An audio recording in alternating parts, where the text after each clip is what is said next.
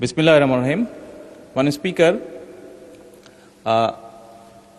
যে বিষয়ের উপরে আমাকে ধন্যবাদ জানানো হয়েছে এই সংসদের পক্ষ থেকে, তার জন্য আমি আন্তরিকভাবে কৃতজ্ঞ এবং আন্তরিকভাবে সকল সদস্যকে ধন্যবাদ জানাচ্ছি। মাননীয় স্পিকার, এখানে মূল বিষয় এটি হচ্ছে যে বাংলাদেশের মানুষ আমাদেরকে দায়িত্ব দিয়েছে তাদের স্বার্থ দেখার জন্য। আমাদের দলের অবস্থান থেকে আমরা একটি স্লোগান ব্যবহার করি, সেটি হচ্ছে যে বাংলাদেশ ফার্স্ট বা বাংলাদেশ প্রথম।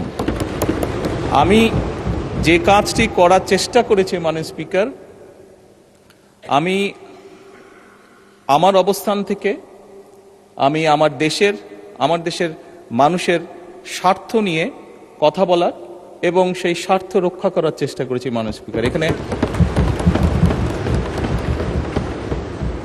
মাননীয় স্পিকার, এখানে আমাদের কারোরই কোনো ব্যক্তিগত কোনো বিষয় নেই।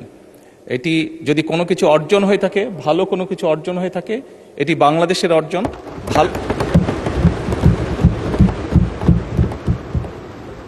এই সফরের মাধ্যমে যদি দেশের মানুষের কোনো অর্জন হয়ে থাকে, সেটি এই দেশের মানুষের অর্জন মাননীয় স্পিকার।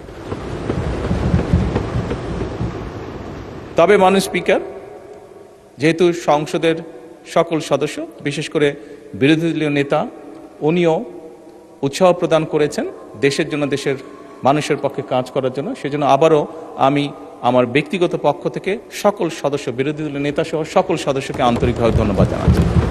ধন্যবাদ।